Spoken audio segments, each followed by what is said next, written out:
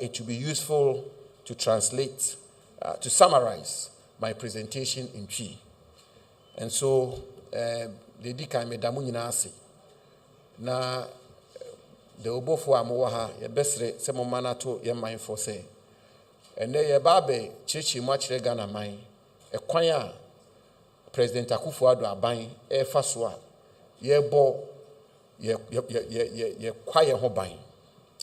Na seni amu nyina amu nim no eba kwaye ho nsem ene ehon faso ne ho sunsuanso ene emoa edema eman no a ne kwan so ase Ghana fo dodo na no eba sansem na eha mo bebri forest reserves yi be call forest reserve na omo ye galamsey ye say ye kwaye omo do eku adwuma fo omo so say kwaye omo si adan omo say kwaye enti omampanyi Akufo-Addo wa hye ama ye adwuma say yemfa ekwan papa so na yembo ye kwaye ho ban na nyese ye bo no ho ban ko a ye bo ho ban ne so no na ye tu anamo de nhihye to kwan mu a ebema ye dua nnua aka ho na ye kwaye no abedoso ene ye ntimi nka ne bebri na ukọ amanoni bebi bebri a eba amayo bo omokwaye ho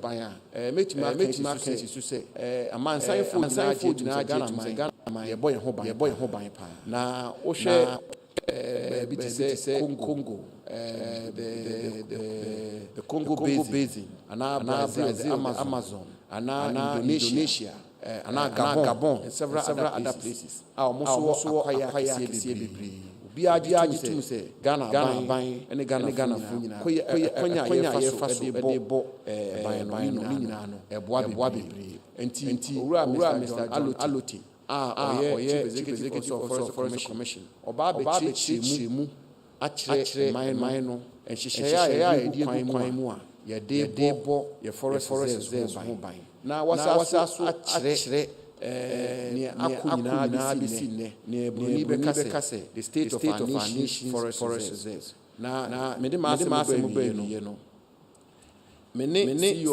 of Forest Commission any Ministry of Lands and Natural Resources on the instructions of President Akufo-Addo agia tum say ye ba be ka se ne tie akire mu ne kware akire mu kwaye bi ho a asɛe a ye bɛka mfoni kura ye bi akire mu kwan fa so a ye de kura sa forest reserves no ɛno so ye bɛka akire mu ye bɛka mu ne kura pefi na ne kura no so no ya srɛ mo enam say kwaye ne bɛbɔ ho ban a ebegyina nyina so omampanyi e wona asɛdeɛ na aban wona asɛdeɛ me ɔfoafo asɛdeɛ forest commission wona asɛdeɛ na ni di mo amesre sɛ Ghana manfo ene petitiru a mo nyina wɔ asɛdeɛ ahemfo asɛdeɛ assembly wɔ asɛdeɛ amanmafo so wɔ asɛdeɛ sɛ nyina bɛka yɛ abom na yɛbɔ yɛkwaye ne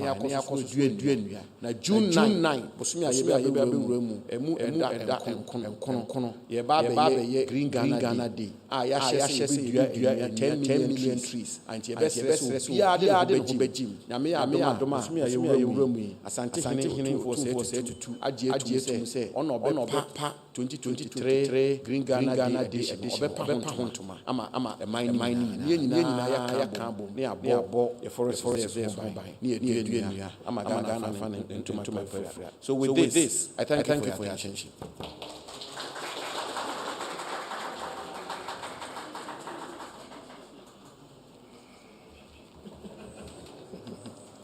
Okay. So I stand on the protocols already established and present to you on behalf of the Minister for Lands and Natural Resources, Honorable Samuel Jinapor, the state of the nation's forest.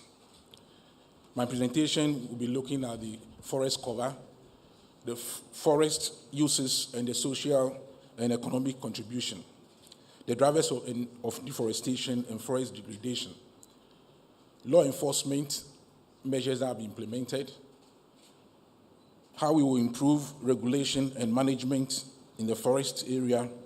We'll be looking at the forest landscape restoration and climate action. As well, we'll be looking at the strategies that we have been employing to address illegalities in the forest area, the challenges we have, and then the way forward. From the onset, I would like to say that this is the first time we've carried out a comprehensive, assessment of our forest. And this was done under the auspices of the Ministry of Lands and Natural Resources, using the Forestry Commission, its agency, in collaboration with the UK Space Agency, the Forest Research Institute of Ghana, Kwame Nkrumah University of Science and Technology, the University of Edinburgh, and a company in Glasgow called Ecometrica. This assessment looks at the satellite imagery that is used to assess the total forest in Ghana. This also happened with the agreement of the criteria that will be used. And this criteria was agreed with the United Nations Framework Convention on Climate Change. So if we look at the size of Ghana, Ghana is about 23.8 million hectares. That's the total size of Ghana. Out of that, we have our forest. As we speak today, in 2021, the size of the forest is about 6.6 million hectares. 2015, it was about 5.8 million hectares. Let me also explain one other aspect. The criteria used also clearly explain what will be described as a forest. And to describe a place as a forest, the place must have a minimum size of 1 hectare. So if you have a place that is smaller than 1 hectare, it cannot be described as a forest. The trees that are planted there should have the capacity to develop and grow to a minimum of 5 meters. It should also have a canopy cover of not less than 15%. So this is the criteria that is used to determine the size of the forest. So the size of the Ghana's forest today is about 6.6 million. 2015, it was about 5.8. 2019, it increased to 6.5. And as we speak today, there has been an improvement to 6.6 million hectares. To go into the details, we realize that the closed forest was 1.4 million in 2015. As we speak today, it has reduced to 1.2 million. Whilst the open forest has increased from 4.3 million in 2015 through 6.5 million in 2019 to 6.6 million. What it means is that whilst the total size of the forest is increasing, the quality of the forest is reducing, which means that there are more open spaces. The canopy is reducing. What it also means is that we are getting more forest area that has gone through excessive degradation. What it means also is that if you have the forest, we are losing more of the content of the forest, but not the size of the forest. The other information is also there to give you an idea of the other land uses that we have. So, for instance, if you look at food crops, the size of food crops, the size of the land that has been taken over by food crops has moved from about 4.4 million to 4.5. That is an indication of the impact of agriculture on the total land of Ghana. So what it means is that the land cover is giving you an idea about the various land uses and which one is ceding space to the other land uses. We can also see that bare surface has increased from 28,000 hectares in 2015 to 62,000 hectares in 2019 to 62.5 hectares in 2021. What he's telling us that we are having more open spaces in Ghana now. It may also be a pointer to the fact that other land uses and then other impacts like Galamsey are opening up more bare surfaces. So that is an indication. We can talk about cocoa, shaded cocoa. Shaded cocoa is an area, means that we have trees on cocoa farms. One of the strategies that the Forestry Commission through the Ministry of Lands and Natural Resources and then Cocoa Board, one of the projects we are implementing is to plant at least minimum of 18 trees per hectare in cocoa farms. You can see its impact, that in 2015, the shaded cocoa was about 649,000 hectares. It improved to 748 hectares in 2019 and is around 723 hectares in 1,000 hectares in 2021. What this means is that since 2015, we've continuously been improving upon the number of trees we are planting in our cocoa farms. And this provides the necessary microclimate for cocoa to thrive. So you can bear that if cocoa is not doing well in some part of the country like Greater Accra and other places, because we don't have that kind of microclimate that the forest provides for cocoa development. Let me now move to the information on the forest and wildlife reserves. We have together about 309 areas that have been reserved. Out of that, through Cap 157, that's the Forest Act of 1927, 266 forest reserves have been gazetted. 222 forest reserves have been proposed for gazetting. So the process is going on to gazette these forest reserves. We also have 21 wildlife protected areas. In all, we have 309 areas that have been reserved as either a forest reserve or a wildlife protected areas. This include the Ramsar sites we have, which are about 5 of them. We have national parks, resource reserves. All these ones have been created based on international criteria. I'll also introduce you to the uses of the forest and the socio-economic contribution of the forest. As we speak today, the timber extracted from the forest earns averagely around $200 million per annum. Beyond this, we have about 800 million Ghana cedis production for domestic market. This is in cedis. The other one is in dollars. The export figure is in dollars. As well, we have non-timber products coming from the forest. We can name some of them, like medicinal plants, the rattan and bamboo, the other wild fruit species, and other non-timber products that are extracted from the forest. We also have food production. As we implement our plantation strategy, we implement the strategy called the modified tonja system, and this allows us to plant intercrop the plantation seedlings with food crops, especially within the first 3 years of production. We have bush meat and other nutrients also coming from the forest.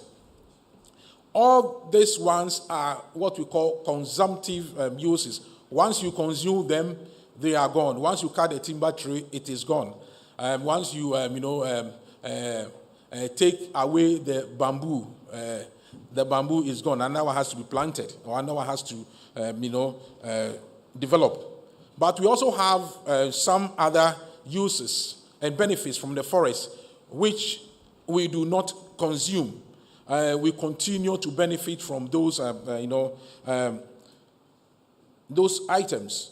For instance, we have the watersheds that the forest provide a conducive environment for our watersheds. And if you go around all the water bodies that we have in Ghana, the sources are from the forest.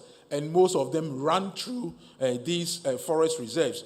So when we maintain and protect the forest reserve, what it means is that then these water bodies are also protected. We have ecotourism sites that are visited. They are not consumed, but they provide opportunity for entertainment and research, and then relaxation as well. And then we receive a lot of tourists in these areas, and there are more of these sites to be developed. Lately, we've all been talking about climate action. Most of the nature-based solutions depend on this forest for sequestration of carbon. Biodiversity conservation, all the small organisms and other animals that we find in the forest. It is the protection of the forest that provides the kind of ecosystem, a habitat for them to be able to survive.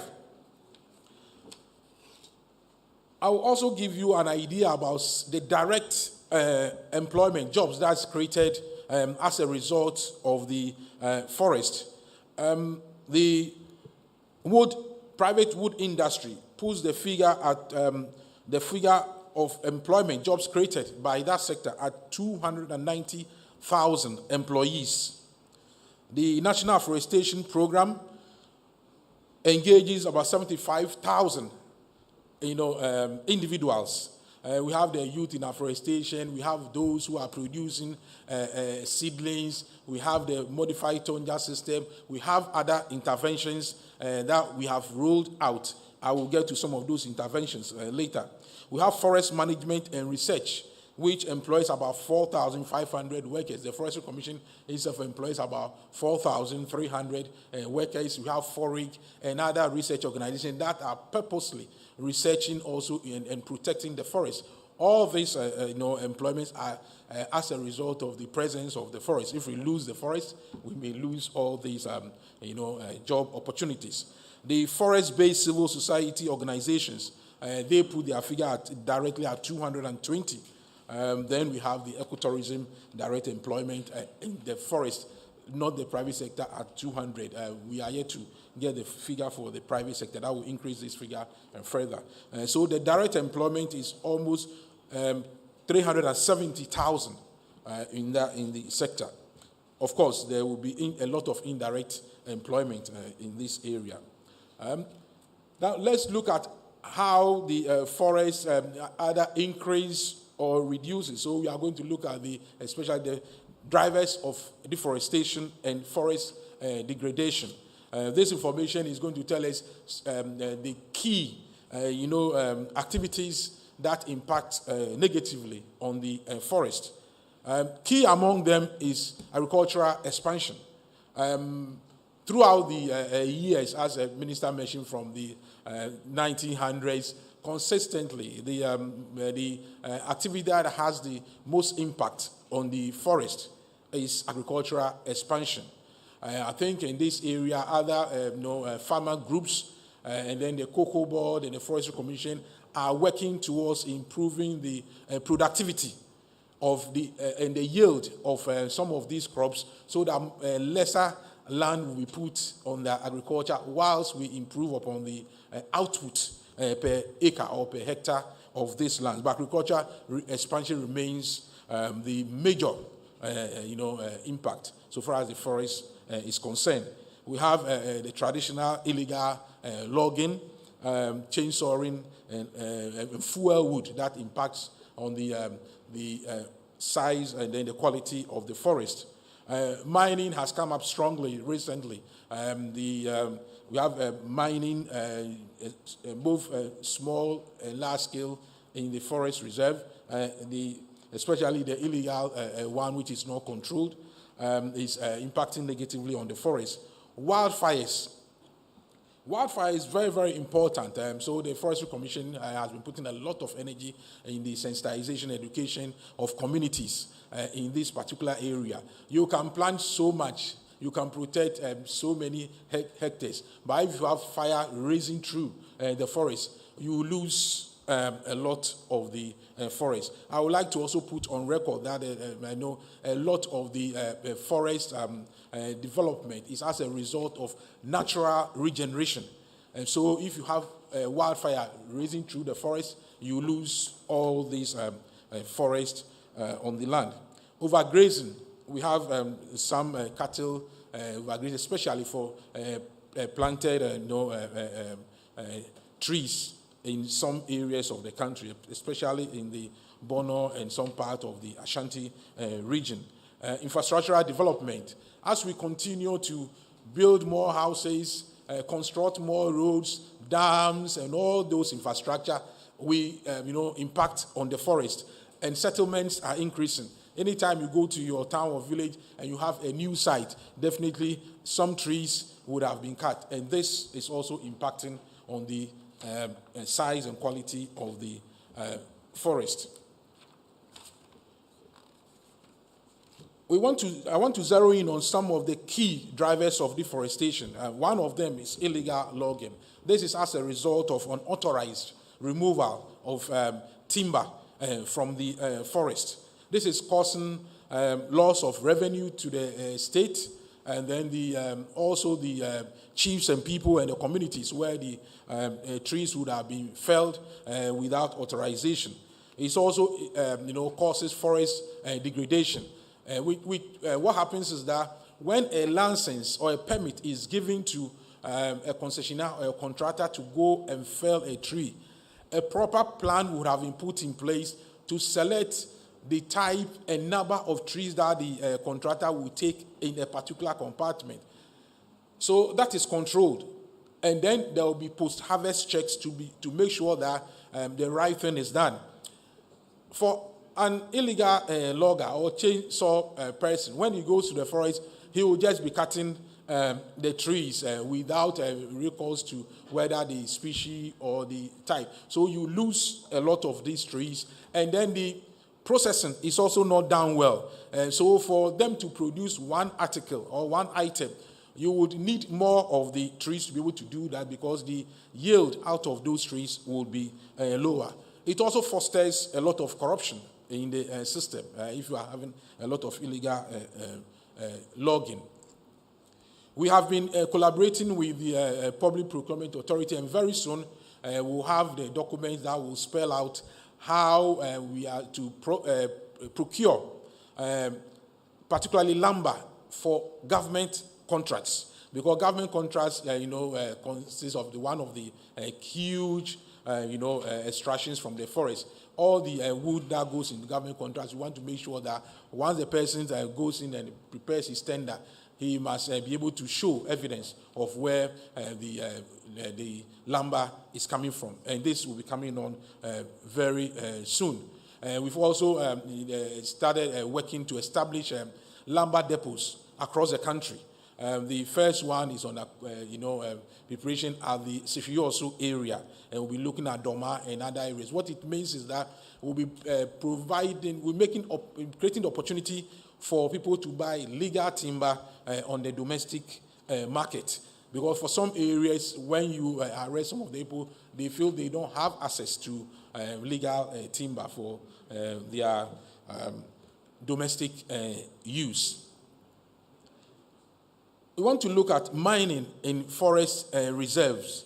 And to give you an idea of mining, we'll say that prior to 1980, basically what was happening is the artisanal mining, where they were using small implements. So you have few illegalities here and there, and they are using smaller implements. In the mid-1980s, 30 companies were given the opportunity to look at the exploration in the forest reserves. So what it means is that prior to this time, we never had any, license, exploration or mining in the forest reserves. By 1997, 17 companies out of the 30 have gone ahead to receive, mining permits to start actual activities on the land. This is what resulted in the companies like Newmont, Chirano Mining, and then AGC Kubi. They started mining in the forest reserve by 2003. They have started having real large-scale mining. Let me also make it clear here that small-scale mining, community mining, and other small artisanal mining are not allowed in the forest reserve. So any small-scale mining happening in the forest reserve is an illegality. Large-scale responsible mining with the necessary approvals from the necessary right agencies, and then the right mining lease, and then with a plan to be able to do that are the only ones that are permitted in the forest reserve.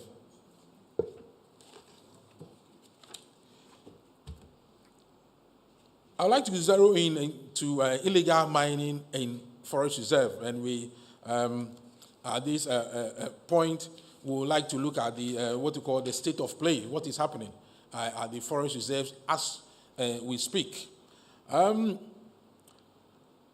Records we have at the ministry indicates that 7 out of the 16 regions have been experiencing some form of illegal mining in those regions.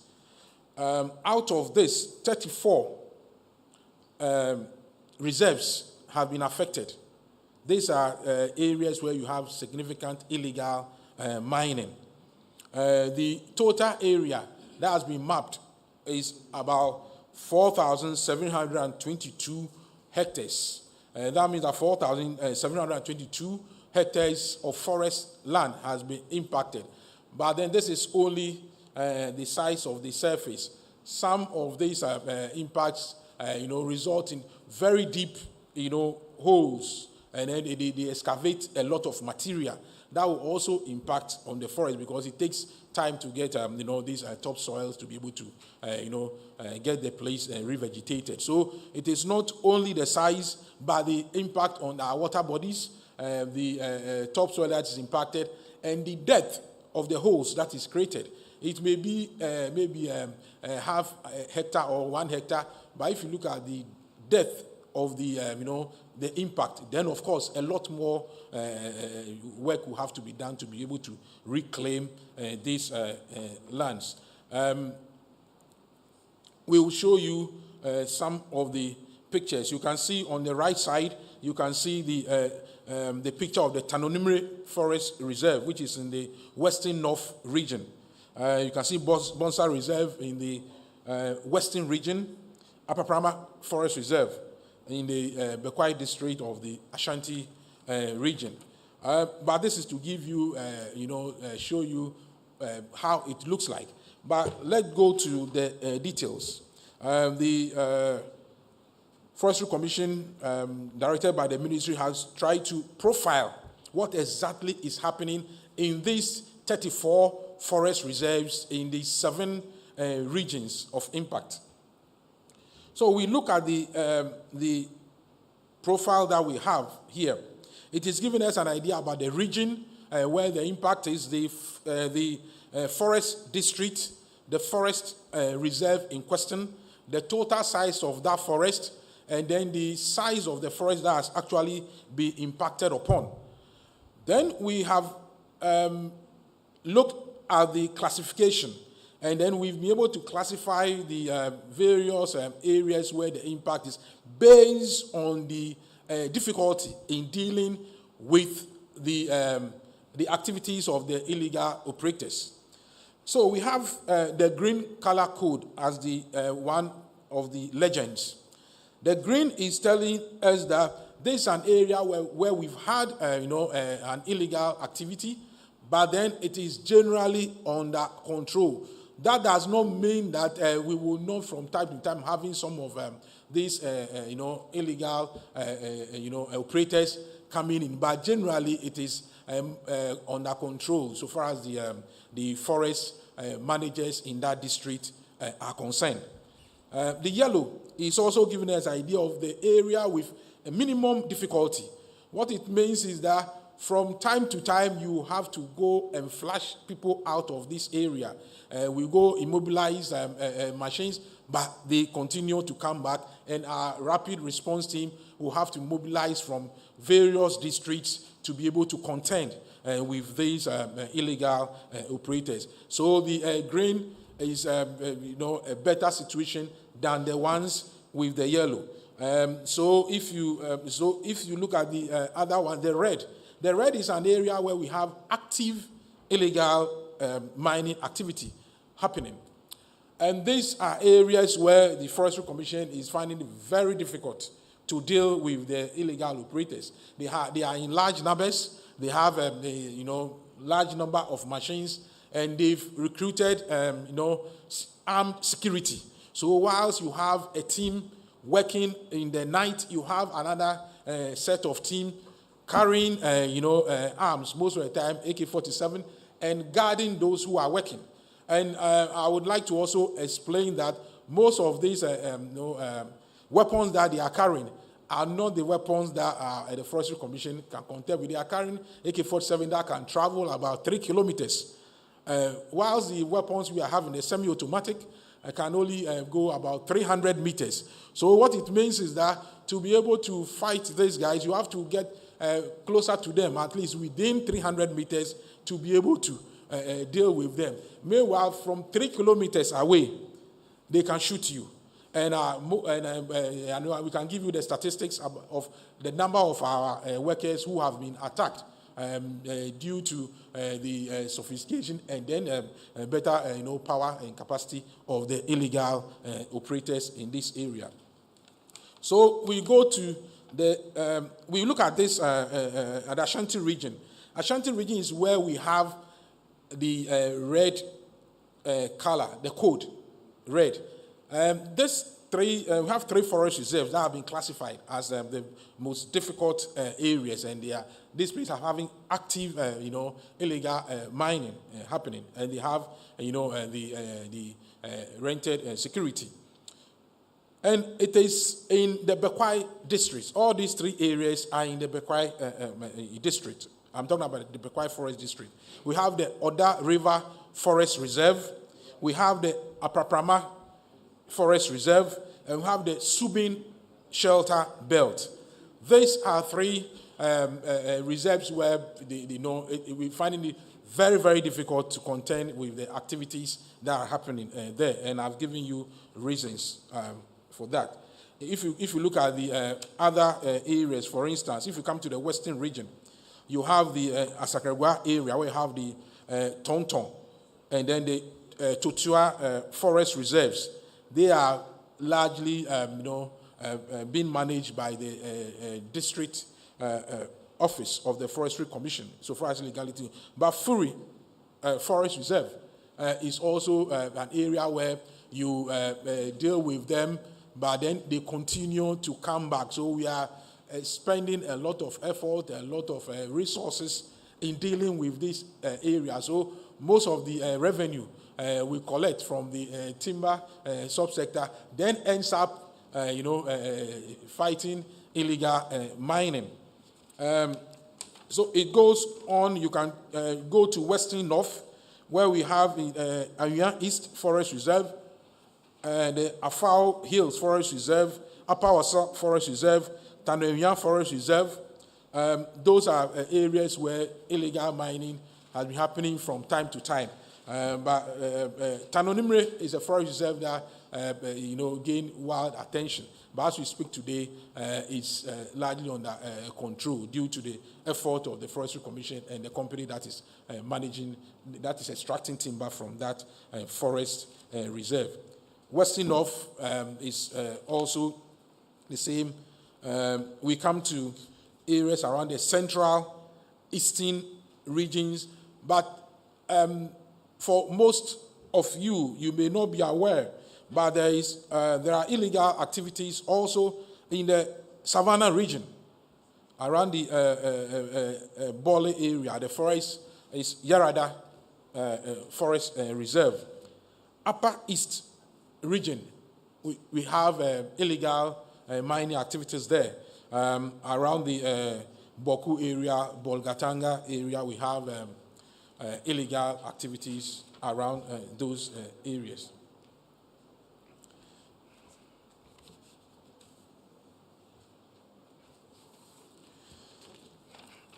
So we are showing some of the pictures of what is happening at some of these forest areas. One of the forests that we want to also speak to is the Etiwa forest, Etiwa Rainforest Reserves. We've been hearing a lot of noise about and then comments about Etiwa Forest Reserve, but it's the issue is that the whole area is described as Etiwa. But if you look at the forest reserve itself, it is the area that is shaded green.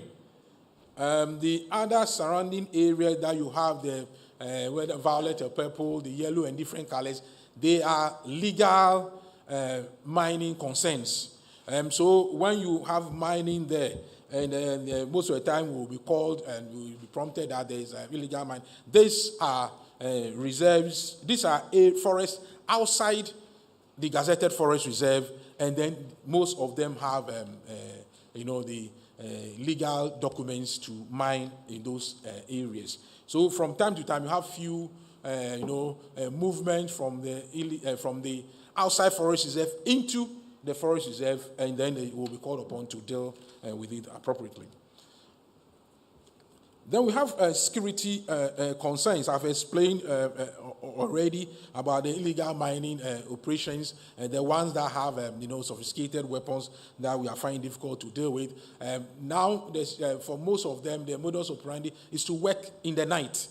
You go to the area and you find the excavators or the implements outside the forest reserve in some of the adjoining communities, packed. And it is difficult to confiscate those excavators that are outside the forest reserve.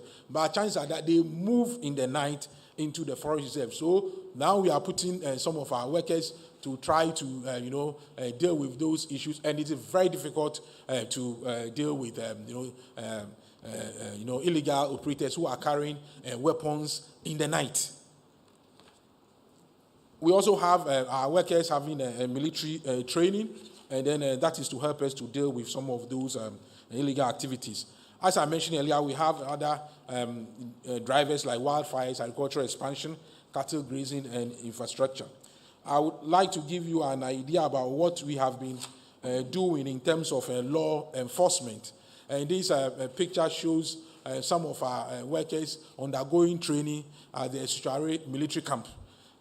So far, we have trained about 974 workers, frontline workers of the Forestry Commission at the Esuchare military camp to deal with these illegal mining activities. We already have our own team that deals with illegal logging, but these people have been trained purposely to deal with illegal mining. We formed them into groups, and they have been trained in weapon handling and how to deal with some of these difficult situations. We've procured about 1,000 pump action guns. They have been trained properly in handling. Some places have been prepared to keep these weapons and the proper documents, and then the monitoring is being done. As I said, we've created 13 rapid response team. We hope to increase the number to about 30, but we'll need logistics to be able to support them to be able to handle some of the difficulties in the forest. We've also, we find out that it's also very difficult sometimes when we go to the courts for prosecution. So the Forestry Commission, with the help of the Judicial Service, have trained about 30 managers as prosecutors to assist in prosecution. As a result of the work we do, we've been mobilizing some of these equipment that we find in the forest. As we speak today, this first quarter, up to April, we've mobilized about 35 excavators, but they still continue to bring excavators to the field. It is difficult to move them out of the place because they remove the important parts. And lately, we have been very difficult even to, low loaders to pick the excavators because they wouldn't help in taking. They wouldn't help in taking some of those excavators from the forest area. This picture shows you some of the equipment that have to be bent: the pumping machines, the the other equipment that are used to wash in that area. We've been arresting a lot of the both the Chinese and some of these illegal operators, but notably among them are the people who will call normal laborers. These laborers, they cannot afford an excavator. You find them, you go to the court and they are given some fine because they just came to provide hired labor. But we think that if we are able to get to the people who are employing these people, then this problem will cease. Cattle, I've mentioned, is a problem already. Illegal logging is a problem. To be able to control some of the issues beyond the illegal mining, like illegal logging, we are applying technology to some of the work we do. So we are able to track, as we speak today, the movement of trees in terms of whether it is processed or it is in the log form, right from the forest to the market. So we are able to tell whether a particular lumber is coming from a tree that has received a permit to be harvested. So we're talking about traceability of some of these species. Working with the under the voluntary partnership agreement signed between Ghana and the UK, this has become possible. There's a lot of engagement in this area, and we have established the Ghana Wood Tracking System. And this allows us to track the wood, and it also allows us to do auditing of the on the domestic market to know where this wood and then the lumber are coming from. I'll move quickly to the area of improving the forest landscape, that is restoration and climate change. Apart from protecting the forest, part of the work we do is to add on to the existing forest estate. So we have the operating under the Ghana Forest Plantation Strategy. We've been able to develop about 690,000 hectares of forest. This is across the country. Some of the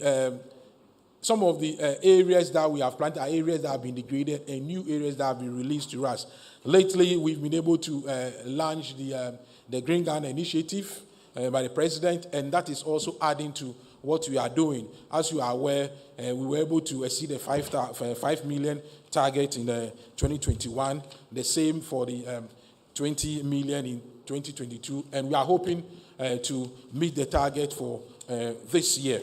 We're also having other projects that is supposed to deal with how we review our programs, and this has been done by inaugurating a committee to look at the whole the plantation strategy. This was done last week. We are doing reclamation. There's been pilot reclamation that is already happening. As we speak, through the Ghana investment program, we are doing about almost 100 hectares and 1,500 hectares in total. Ghana Landscape Restoration Small-Scale Mining Project is also going to embark on 1,500 hectares of land. This is an example of some of the areas that we've started reclaiming under the National Alternate Employment Livelihood Program. The Ghana Cocoa Forest Red Plots Program, as we are aware, is also embarking on interventions that seeks to improve upon our forest landscape and also give some benefits to the local communities so that they can help them to improve upon their agroforestry production. We are working on this together with the Ghana Cocoa Board, and I'm happy to also mention the figure that was confirmed by the President as $4.8 million has already been received under this project. Total, if we are able to continue to improve upon the forest and it is validated, we have the chance to draw down on $50 million. The Ghana Shale Landscape Reduction Project was also launched by the Vice President, and it also seeks to improve upon the shale landscape in the Savannah Zone. It covers the northern east, Savannah, Upper East, and Upper West area. We are working with the private sector to be able to achieve this goal. Moving forward, we hope we are working with Talu Oil to be able to get an intervention in the transitional zone. We hope to sign the payment agreement before the end of this year.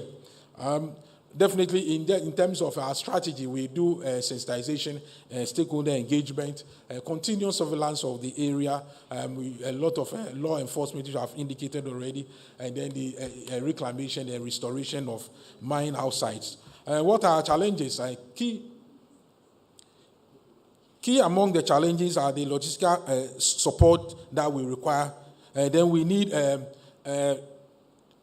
the security information, what to be able to know at a quick notice what is happening in the forest. That's to do with intelligence. Then adequate funding to deal with some of the issues we are having, to pay for seedlings and other issues. In the way forward, we want to intensify surveillance, engage the military to do surgical operations in the hotspot areas, source for additional funding under the carbon market support, and then do more collaboration with our chiefs and then local authorities. Thank you, Minister.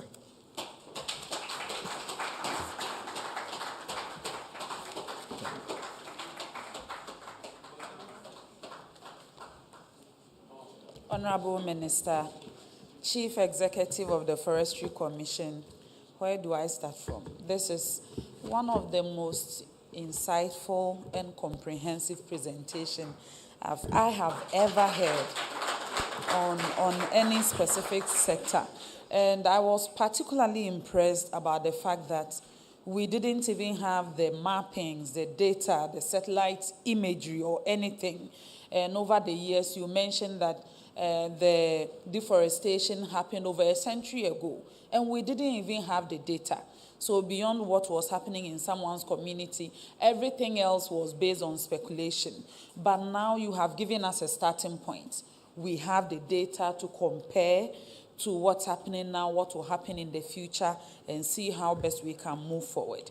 And finally, I was particularly impressed about the solutions. Although we have many problems within the forestry sector, but the depth and the beauty of this presentation was the fact that it was driven by solutions, not promises, but what has actually been done on the ground. And a few highlights of those are the Green Ghana initiative. And Minister mentioned that on June 9, we'll be planting 10 million additional trees. Our trees at the Ministry of Information here are growing. We are nurturing them.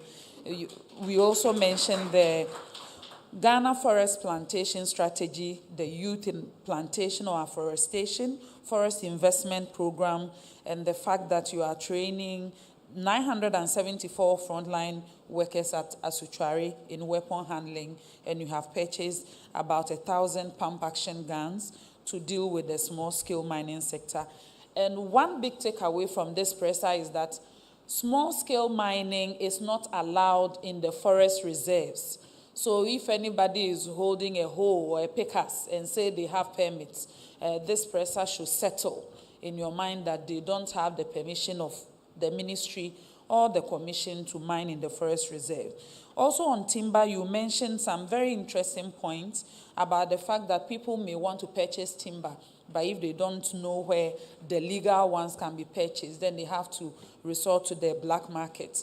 But you mentioned the intention to establish lumber depots at Serioso and also at Doma.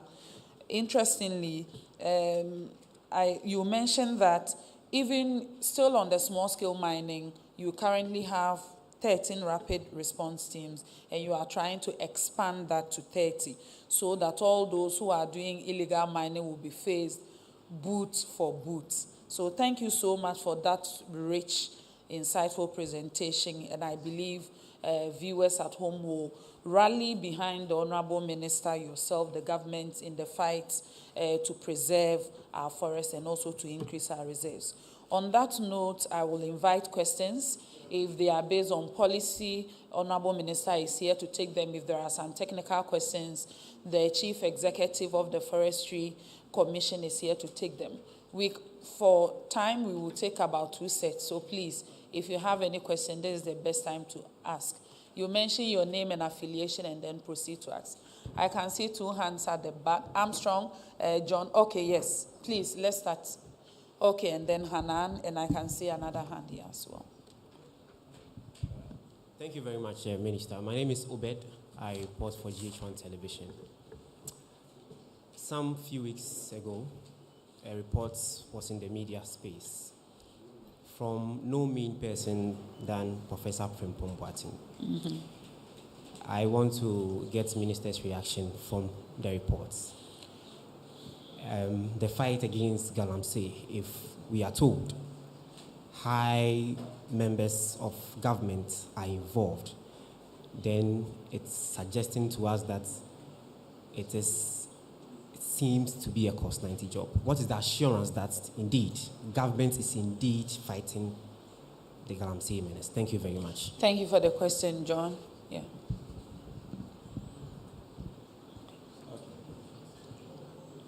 Okay, thank you. My name is Timothy Nimba, I report for the Daily Graphic. In the presentation by the Forestry Commission CEO, he did mention that some 34 forest reserves are under threat by illegal miners. And this translates into some 4,722 hectares of land. And with the picture he painted, what it means is that some of them, the pits and other things are deep in those. And he felt, and from what I gather from him, the operators in these areas are heavily armed and other distance. And the Forestry Commission feels helpless in the situation. I want to find out from the minister what steps will be taken to address this situation, given what has been presented now. Thank you. Thank you for the question, Hannah. My name is Abdul Hanan Adam. I work with GH1 TV and Star FM. I want to find out from the minister, about a year ago, there was this issue about the Achimota Forest and then the Oyo family. I want to find out from the minister how, where we are with the issue, whether the issue has been resolved. And secondly, I want to find out from the Forestry Commission, if the Forestry Commission or the ministry will answer. Can you repeat the question? The first question has to do with the issue involving the Oyo family. The Achimota Forest, yes, it's a saga. Come again? Oh, sorry, my guy is not good. And secondly, I want to find out from the Forestry Commission whether it was proper for you to procure 1,000 pump-action machine guns, making, in reference to the presentation you made about the fact that these illegal miners are sophisticated with weapons that are out of your reach, and when you go into, arrest these perpetrators, you are unable to do so. So I want to find out what informed your decision to procure this pump-action machine guns, knowing the fact very well that these machines will not be able to fight the illegal miners. Thank you. Hanan.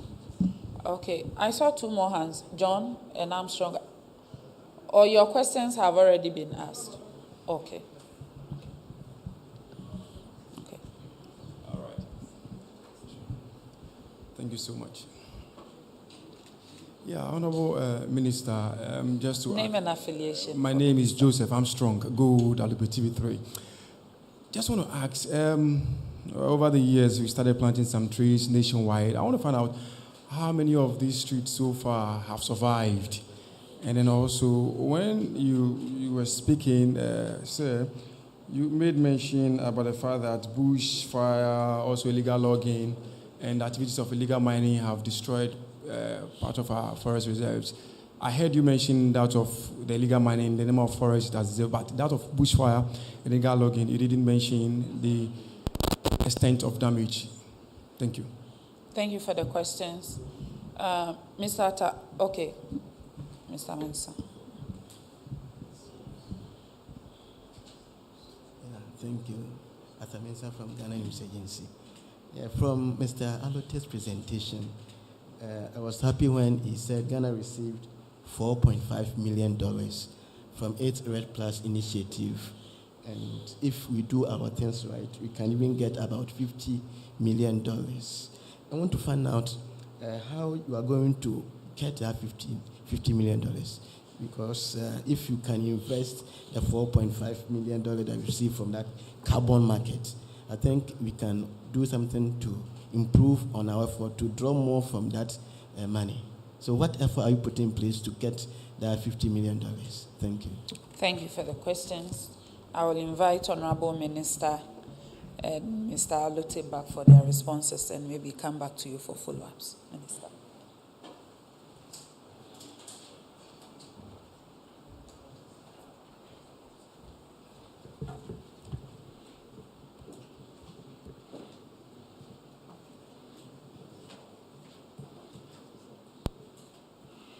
So thank you very much for those very useful questions, and it is a clear demonstration that, as it should be, a good number of us are very interested in these matters of our forest reserves.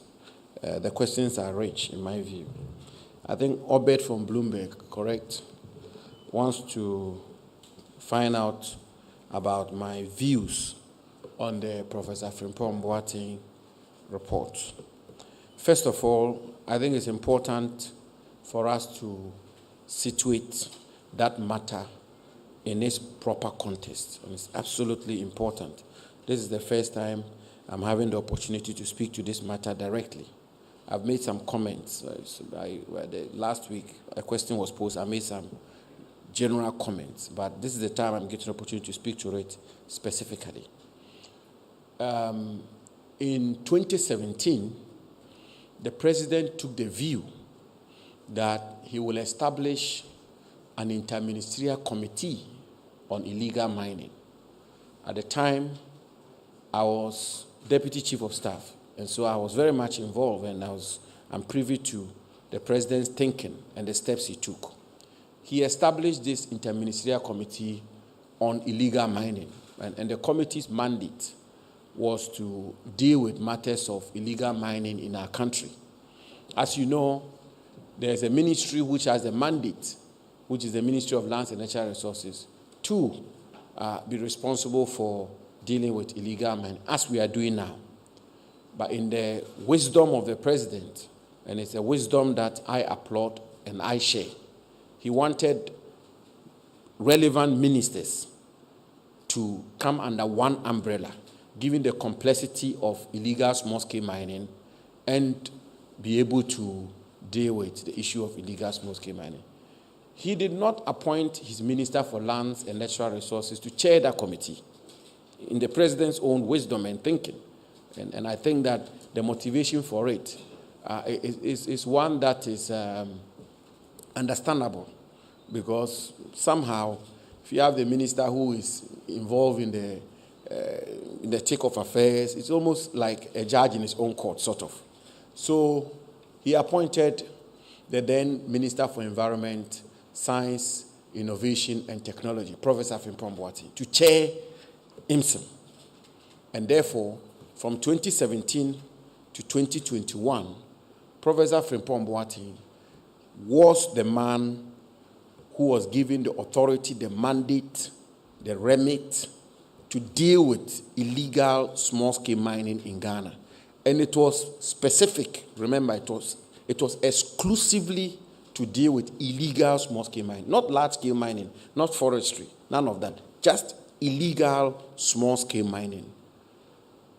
The professor took a lot of steps, did a lot of work, back and forth. I'm sure we are all very privy to the history of the work of the IMSM. What is my view of it? The jury is out there. The jury is out there. The Ghanaian people will have to make a judgment of the work Professor Frimpong Boateng and IMSM did between 2017 and 2021. I am not the one to pass judgment. I'm not the one to say they did a good job, they didn't do a good job, they succeeded, or they failed. I think it would be most unfair to Professor Frimpong Boateng, who somehow is my predecessor in the management of illegal small-scale mining. If I'm now here passing judgment on the work he did, I mean, that will will be so undignified, and I will not do that. Of course, I should point out that there are things about the work of the INSEM that I find valuable, and that I am working with my team to factor into the work we are doing today. There are things about the work that I may not adopt today for many reasons. Maybe even circumstances have changed or the terrain has changed and so on and so forth. But always remember, ladies and gentlemen, that Professor Frimpong Boateng's report covers 2017 to 2021. It's a report of his stewardship, of his work. It's not the report of my stewardship from 2021 to date. So, I mean, with the greatest, I've heard people make the point that Frimpong Boateng's report shows, we failed. Minister Jinapor has failed. Akufo-Addo has failed. He's not written a report about my stewardship. I think a time will come when the jury will be constituted to pass judgment on my own efforts. I hope, I pray to God that judgment to be favorable, but you can never tell. So that is that. I mean, that is my attitude. That is my attitude to that matter. But I will conclude, though, by saying one thing, that reports cannot be sacrosanct. So even the report that the Forestry Commission CEO has just presented, as impressive as it is to me, and it appears it is impressive to some of you, take it from me, an hour from now, you will find civil society pundits critique it, as it should be. They will challenge the report that he's given, the figures, the analysis, the measures, the outcomes, and so on and so on. And that is how a democracy should function. And so, a suggestion that Professor Frimpong Boateng's report is sacrosanct, is scripture, with the greatest of respect to the good old professor and to his report. I don't think that is how we have to look at it. It has to be interrogated, it has to be examined, and as I said, those parts of it we can take on board, we should. Those parts of it we should jettison, we should. But at the end of the day, what is important is that we remain focused and do the work of the good people of this country. That will be my response to the Frimpong Boateng report.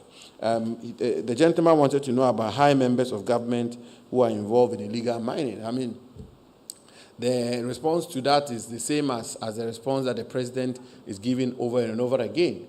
If we have evidence that anybody is involved in illegal mining, not just high-profile officials of government, whether it's chiefs or it's security people or it's Forestry Commission officials or it's media people or it's ordinary citizens or it's Minister Jinapor, the full force of the law must be brought to bear on the people. So the most important thing is evidence. And I believe that the security agencies are very wide awake and picking intelligence. There have been one or two occasions where some people have been sanctioned because of their own conduct. I mean, one or two DCs have been removed, police people and military people, one or two people, have been brought to book in respect of allegations leveled against them. But the most important thing is that if we have the evidence and we have the basis for it, let us proceed against those people. We cannot win this fight if we begin to pick and choose and say because this person is a minister or that person is that, the person can be involved in illegalities and the person will be allowed to go scot-free. That will not work. The law must be blind to those kinds of considerations. And I think that it should be so for all other crimes. And that will be the response I'll give. Timothy, from Daily Graphic, 34 forest reserves, 4,000 hectares. I mean, are we helpless? No, Timothy, we are not.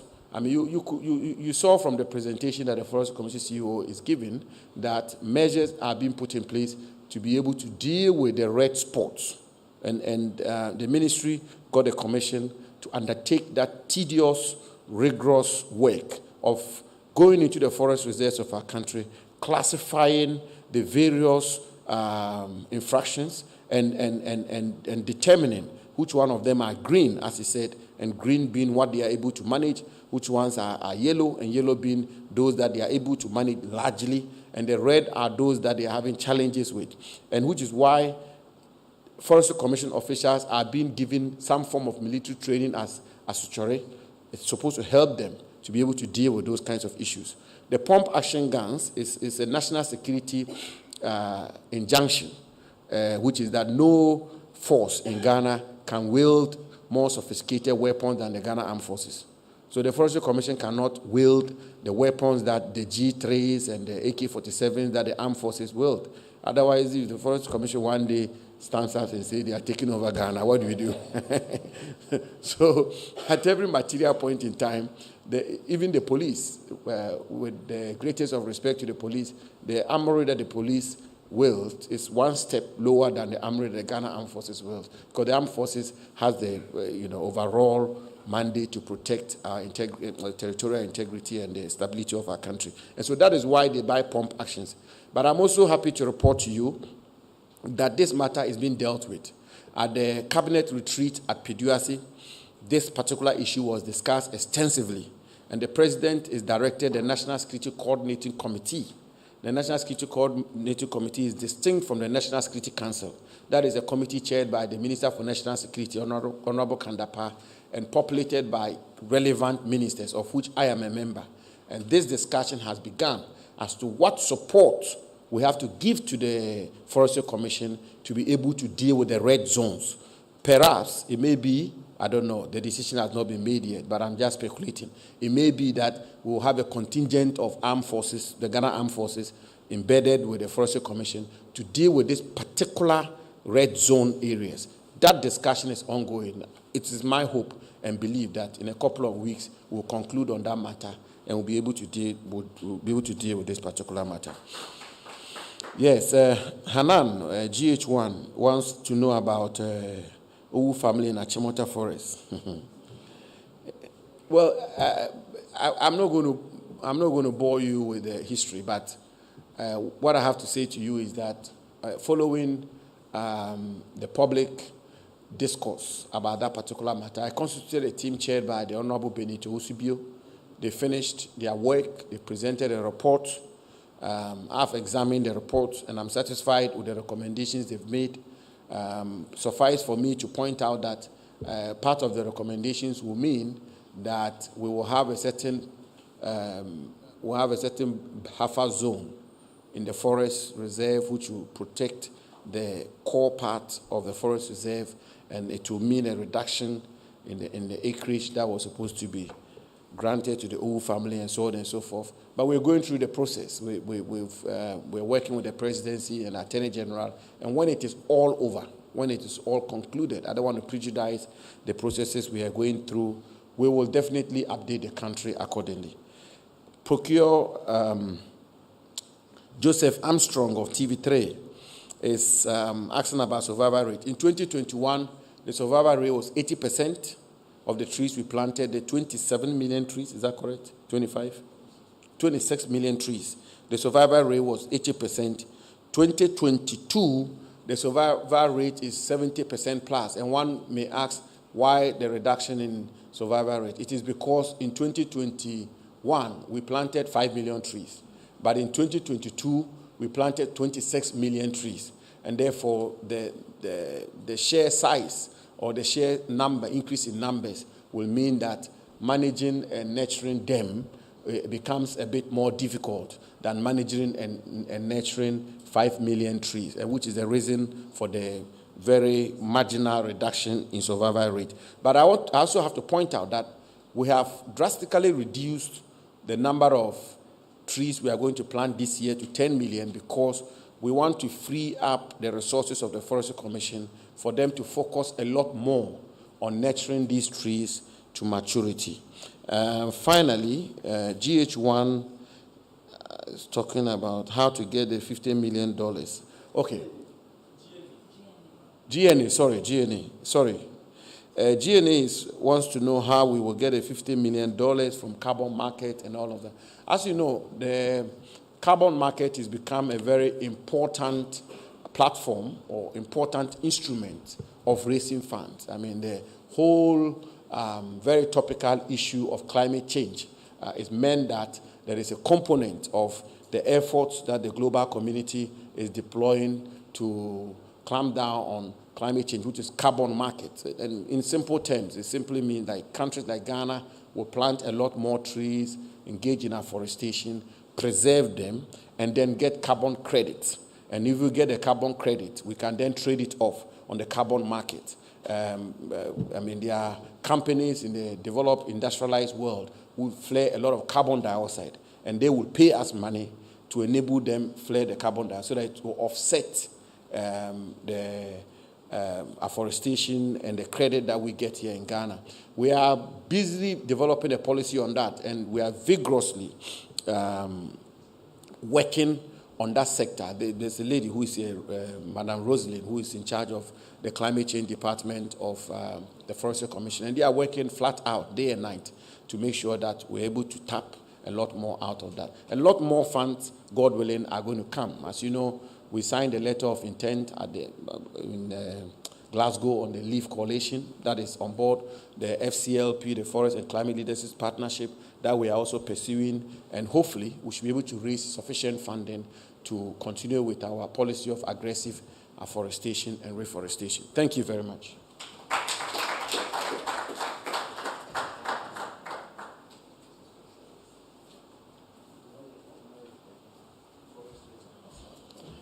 Okay, because of time, I wanted us to stop here, but I've still seen some hands, so I'll take only 2 follow-up questions. Okay, priority to those who have not asked any questions, so that we will take Minister's concluding remarks. So, Nana Poku, and I saw another hand at the back. Yes. Okay.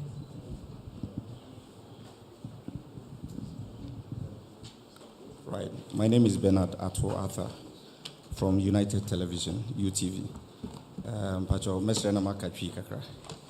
Me pese me TV forestry boss no ho. Adwumayefo dodo ahe na omatofom.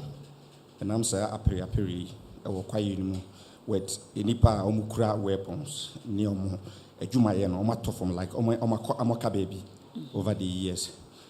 Omumu ahe so na sustain what level? We want to know the level or the degree of injury. That's what I say. And what kind of support are they getting from the employer? Okay, thank you for the question. So the last question, Nana Poku. Yeah, good morning, Honorable Minister. I want to find out from the Forestry Commission boss. Are you considering the cultivation of bamboo, since it has a very high commercial value? I learned China do very well. It has a lot of multiple uses. So is Ghana also going to consider the use or the planting of bamboo so that we can reap a lot from it? My second question, recently there was a news reportage that suppliers of seedlings to the Forestry Commission for the Green Ghana, they didn't get their money from the ministry. How far is it now? Are they going to pay? If they're going to pay, when? Because there was a lot of furore about it. Now, my last question: are we going to develop Ghana? Are we going to develop new species, new tree species? Because some of them are extinct now. I can mention some of them that when I was young, I was in the forest zones, I knew some of them, but most of them are extinct now. Is a CSIR and the Forest Commission collaboration, as it were, to develop new species for the country to do the afforestation bit. Thank you. Thank you for the questions. Okay, so we'll take Minister's responses and also his final comments.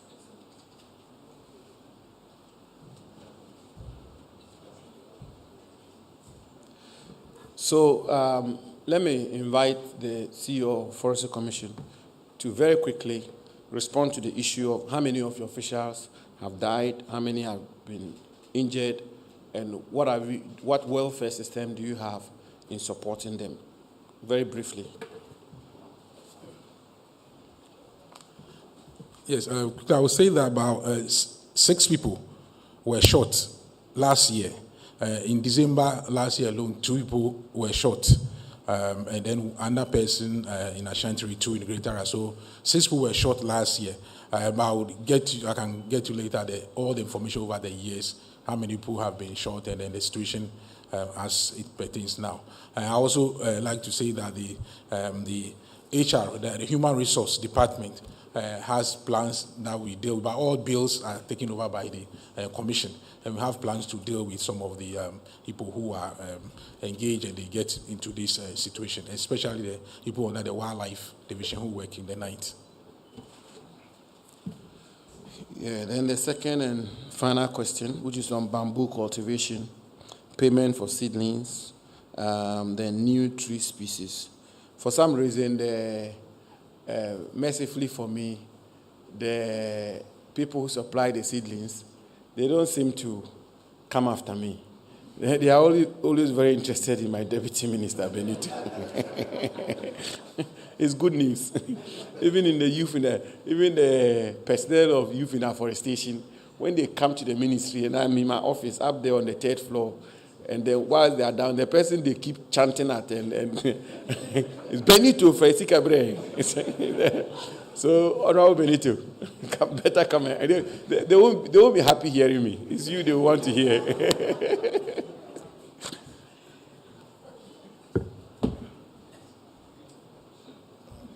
Thank you, Minister. And for the person who asked that question regarding, I'll start with the issue of the debts that we owe some of these seedling providers. Yes, we have admitted it. The Forestry Commission gave the contracts to them, and as such, they have compiled a list of how much they owe each and every individual one of them, and this comes from all across the various districts. Yes. This has been put in a document form. We vetted it, and it's been submitted to the Ministry of Finance for assistance and payment. Yes, so we have been seriously working on it.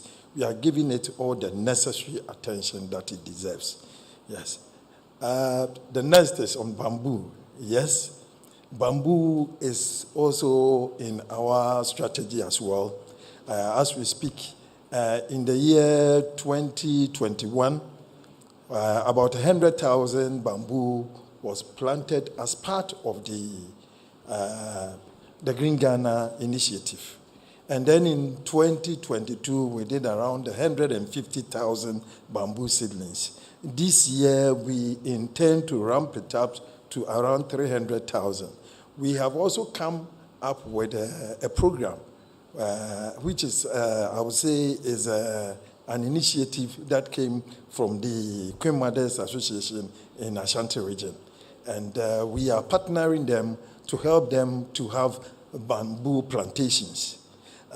It's part of our education and then sensitization drive to ensure that at least going forward, Ghanaians will see bamboo as a very important resource. You know, if you go to the forest districts, when they see bamboo on farms, they burn it because to them they see it as a nuisance. It's about time we let Ghanaians know of the 1,000 and over uses of bamboo. We have resourced our office in Accra here, that's the IMBA, the International Bamboo and Rattan Association office, which for West Africa is based in Ghana. That office has been resourced. It used to be in a Chowk room, and we've moved it to Accra here so that we give it the necessary attention that it deserves. So we are working on bamboo as well. Thank you. See, I was right in inviting him. Yes, so I think that's it, yeah? Yeah, that's it. So thank you very much, Honorable Deputy Minister, and thank you very much, Chief Executive Officer of the Forestry Commission. As I said in my introductory remarks, very soon we will appear before you again to make a presentation on the very vast national issue of Galamsey. And the nature of that presentation will not be different from what we've done for the forestry reserves of our country. We're going to be very candid, we're going to be very open, and we're going to lay out the issues before you. One of the key reasons why we do this is that we acknowledge that we are not a repository of all the knowledge, wisdom, and understanding of these issues. And so as we've come here to present our strategy and plan through the media to the country, I know the discussion will begin, and through which we will be able, hopefully, to enrich our policy, enrich our strategy for the good of our country. I want to conclude by reiterating the commitment of President Akufo-Addo. The President's commitment is sincere, is honest, and indeed is grounded on late thought-out policies to preserve the natural resources of our country. And as you've seen from the presentation, in all humility and modesty, a lot is being done, a lot is being achieved. The Chief Executive Officer of Forestry Commission, his directors, his deputies, and officials of the Forestry Commission have done a yeoman and woman's job for our country. And I think that they deserve commendation. And we want to assure the country that we will continue in that direction. On this, our two-pronged approach: protect and preserve the existing forests of our country, and then engage in aggressive afforestation and reforestation. So keep what you have and add on. It is the only way Ghana will become a forest country in this country. I thank you for your attention. Thank you very much.